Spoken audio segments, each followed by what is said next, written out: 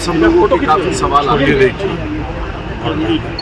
और जहाँ तक बन पड़ा है एक गरिमा के तहत हमने आपके सभी सवालों का उत्तर दिया। आने वाले 15 दिन में भी कई सारे सवाल उठेंगे, उसका भी मैं उत्तर देता रहूँगा। लेकिन मैंने एक बार कहा है कि भारतीय जनता पार्टी और एनडीए के कार्यकर्ता संयमित रूप से अपने बातों को रखेंगे और वही हमारी विचारधारा का एक अंग है। सबसे पहले कल की जो बात है, लोग कहते हैं कि संविधान पर खतरा रहता है। संविधान पर अगर खतरा होता तो कल रोहिणी जी का नामांकन रद्द हो चुका।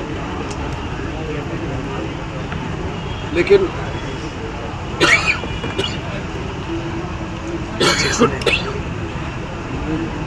काम करता है और रिटर्निंग ऑफिसर जिला में जो नामांकन लेता है वो सर्वे सर्वा होता है। हम लोगों ने अपनी आपत्ति दाखिल की और आप सब लोगों को भी वो जो कंप्लेन है उसकी कॉपी आपको प्राप्त होगी। अगर प्राप्त नहीं होगा तो हम इसकी कॉपी आप लोग उपलब्ध कराएंगे। तो भारतीय जनता पार्टी की तरफ से दर्ज किया गया है और उसमें कई सारे सवाल उठाए गए। स्वाभाविक तौर से रिटर्निंग ऑफिसर ने उसे स्वीकार नहीं किया, लेकिन मैं दावे के साथ कह सकता हूं कि इसकी चुनौती चुनाव आयोग तक भी जाएगी और उसके बाद न्यायालय तक भी जा सकता है। और इस देश में बहुत बार ऐसा हुआ कि न्यायालय के आदेश पर लोगों की भी सदस्यता खत्म हुई।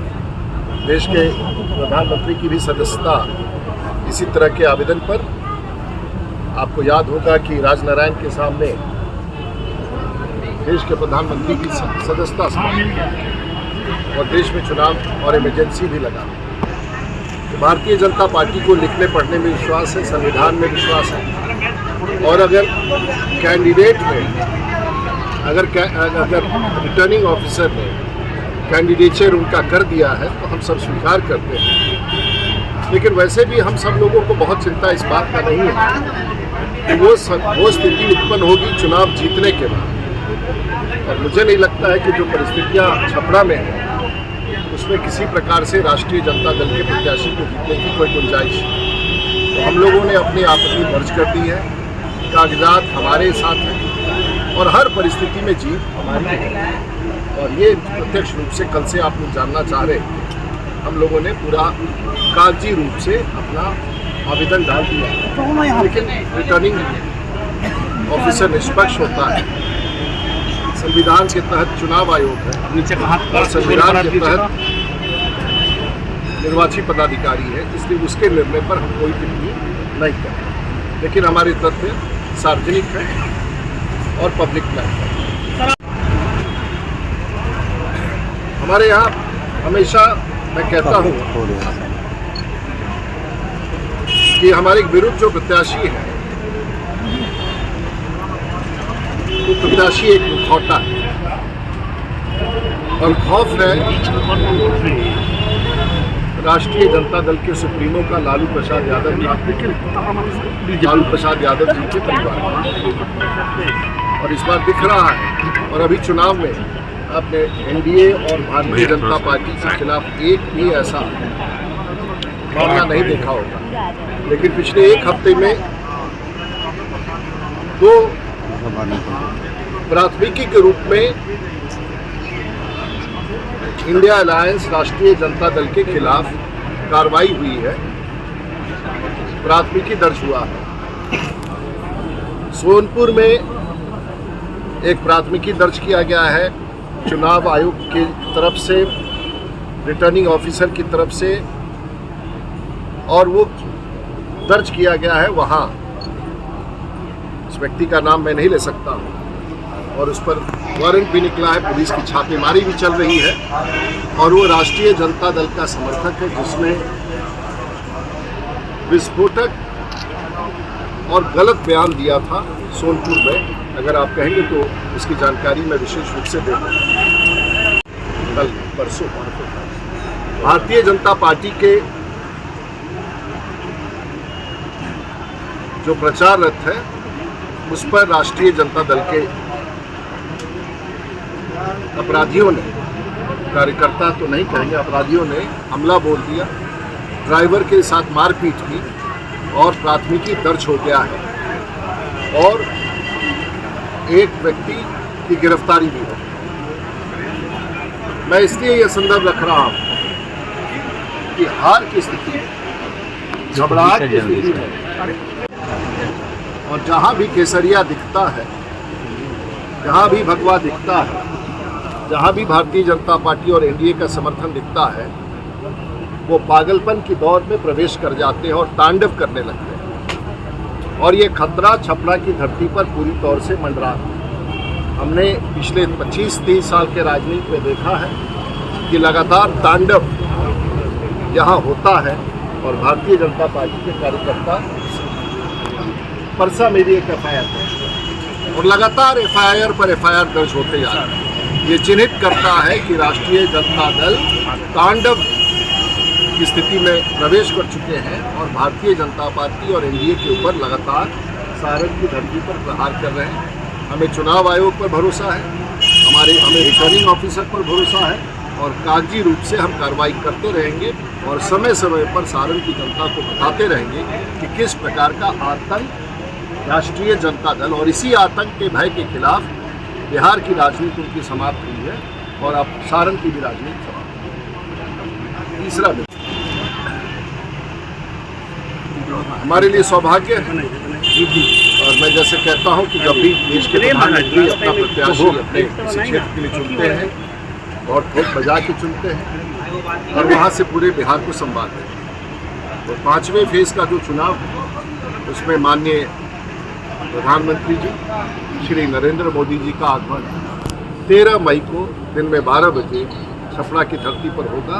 हम सब कार्यकर्ता उनका हार्दिक रूप से स्वागत करते हैं, एनडीए के कार्यकर्ता, और बड़े तौर पर इसकी तैयारी में हम सब जुट गए हैं। 13 मई को देश के प्रधानमंत्री माननीय नरेंद्र मोदी जी दूसरी बार छपरा की धरती पर आएंगे और हम सब उनकी स्वागत के लिए बड़ी संख्या में जोश खरोश के साथ तैयार हैं। ये सूचना के तौर पर था।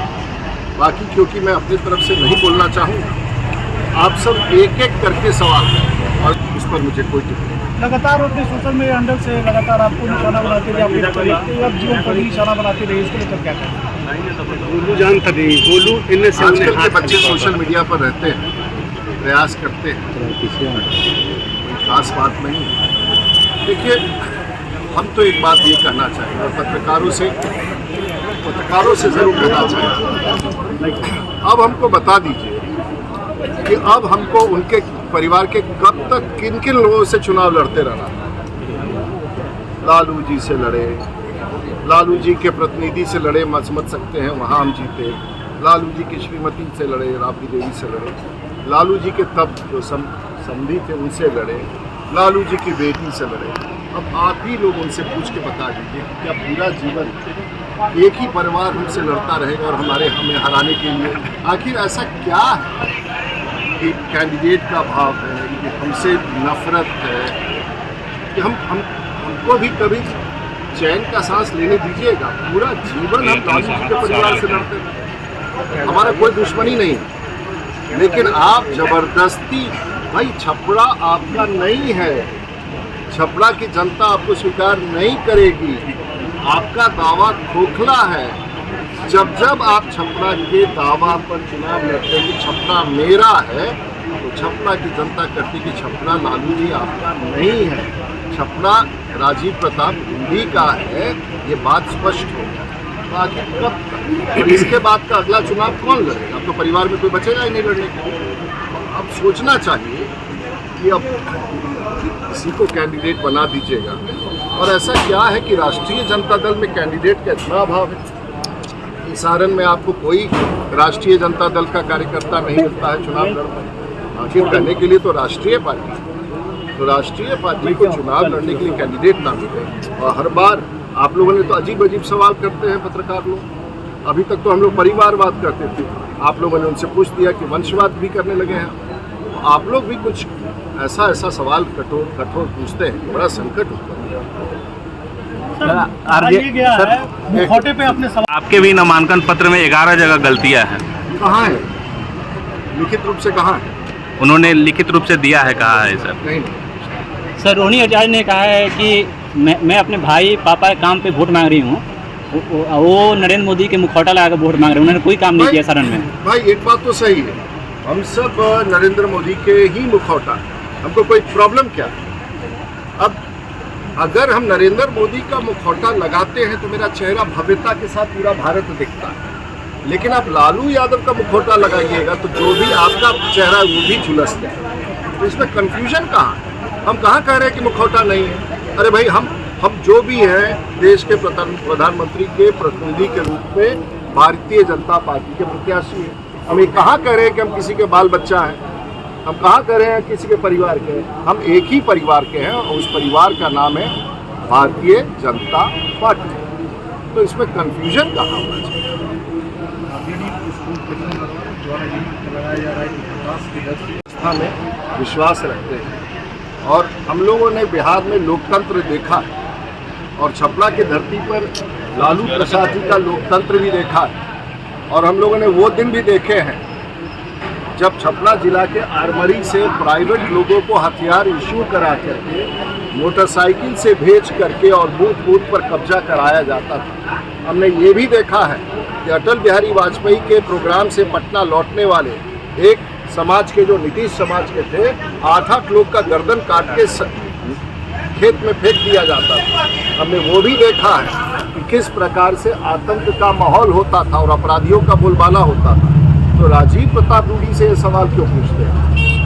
नेक्स्ट। और मैं दावे के साथ कहता हूँ कि चुनाव आयोग पर हमें पूरा भरोसा है। आगे कहना कहते नहीं। और अगर कोई आपराधिक घटना होता है, अगर भारतीय जनता पार्टी और एनडीए के किसी भी कार्यकर्ता पर आंख उठाते हैं या उस पर प्रहार करते हैं या उसको प्रताड़ित करते हैं तो हम वैधानिक कदम उठा करके उनके खिलाफ कार्रवाई करेंगे। और कोई भी भारतीय जनता पार्टी का जो भगवा, जो तिरंगा, जो भाजपा का झंडा लेके चलता है वो लाख के बराबर एक कार्यकर्ता है, इसलिए हम किसी से डरते नहीं। पूरी जी तेजस्वी यादव जहाँ भी कर सुना रहे हैं मोदी जी का पुराना भाषण और गाना गा रहे हैं तुम तो धोखेबाज जो वादा करके भूल जाते हो। छपरा में भी जो नामांकन सभा हुई थी उसमें भी इस पे गाना सुनाया था उन्होंने। क्या कहेंगे इसको? हमको उनका गाना उन्हें कुछ समझ में नहीं आया। वो अपना भाषण वोषण दे। दिक्कत क्या है कि लालू जी के बाद उनके घर में किसी को भाषण देने में बड़ी कठिनाई है। अब सब लोग लालू जी को कॉपी करते हैं। अब लालू जी थे, उनके खिलाफ रहते हैं, उनका खौफनाक दिन हमको याद है। लेकिन लालू जी को कॉपी करते करते ये लोग फिसल जा रहे हैं। अब फिसल ऐसे जा रहे हैं कि किसी को बेवकूफ़ कह दे रहे हैं, फिसल ऐसे जा रहे हैं कह दे रहे हैं कि भाई कोई पड़ोसी का बच्चा तो नहीं तुम्हारा है। तो लालू जी से एक तो लालू जी ट्रेनिंग दे नहीं रहे ठीक, कैसे बोलना चाहिए, कैसे, तो उनको देखे हुए विधानसभा से तो थोड़ा अगर वो गुण देख करके मैदान में अब अचानक लेके उतार दिए कैंडिडेट, अचानक कैंडिडेट उतारिएगा तो क्या होगा?